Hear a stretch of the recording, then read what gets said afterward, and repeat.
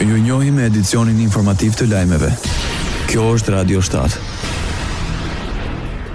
Bashkimi Evropian harton një projekt kuroror me shpejtësi 300 deri në 400 km/h që synon që të lihet 39 qytete kryesore në Europë deri në 2040, një mundësi e madhe për Shqipërinë që të përfshihet në projektin më të madh të transportit të gjelbër në kontinent. Rrjeti i quajtur Starline u propozua nga një institut kërkimor me qendër në Kopenhagen, me synimin për të lidhur 39 destinacione në vende të ndryshme të Europës, përfshirë Mbretërinë e Bashkuar, Turqinë dhe Ukrainën. Projekti përfaqëson një vizion ambicioz që ka përcjell kufijtë e linjave ekzistuese ndërkombëtare, të cilat janë shtuar në vitet e fundit, por që ende mbeten të fragmentuara, të ngadalta dhe shpeshherë të papërshtatshme për udhëtarët. Sipas propozimit, rrjeti Starline do të funksionojë si një sistem metroje në shkallë kontinentale, duke sjellë lidhje ultra të shpejta që do të rivalizojnë udhëtimet ajrore. Radio 7, zëri pozitiv i qytetit.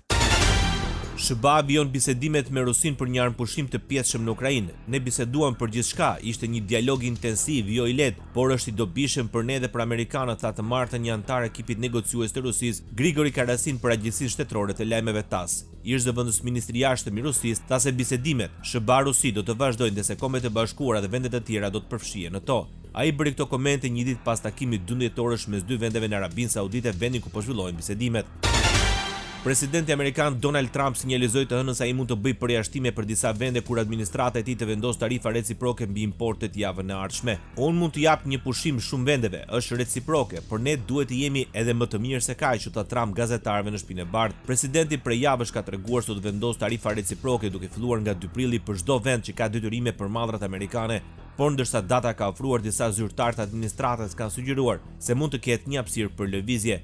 Presidenti gjithashtu sinjalizoi se tarifa shtesë për mallra specifike mund të vinë që në fillim të kësaj jave. Ai përmendi automobilet, lëndët dërsore dhe gjysmëpërquesit si zona që mund të synohen. Dhjetra mijëra njerëz protestuan në Stamboll dhe në qytete të tjera të Turqisë pasi rivali kryesor politik i presidentit të vendit Recep Tayyip Erdogan, Ekrem İmamoğlu, u arrestua formalisht dhe u akuzua për korrupsion. Policia ka përdorur gaz lotësjellës, plumba gome dhe topa ujë kundër protestuesve të cilët po valvitnin flamuj turq dhe po mbanin në duar pankarta pro opozitës.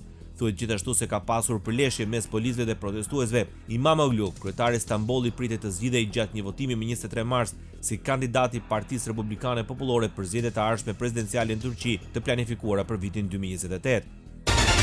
Izraeli do të krijojë një institucion që do të mbikëqyrë largimin vullnetar të palestinesëve nga ripi i Gazës. Një zëdhënës kryeministri Benjamin Netanyahu konfirmoi një ditë më parë se ky institucion do të bëhet pas miratimi nga kabineti izraelit i sigurisë të planit të ministrit të mbrojtjes Israel Katz gjatë fundjavës.